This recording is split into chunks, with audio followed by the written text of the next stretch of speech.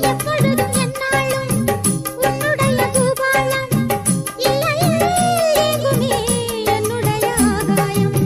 ஜன்னல் வழி நாள்தோறும் மின்னல் ஒன்று கை காட்டும்.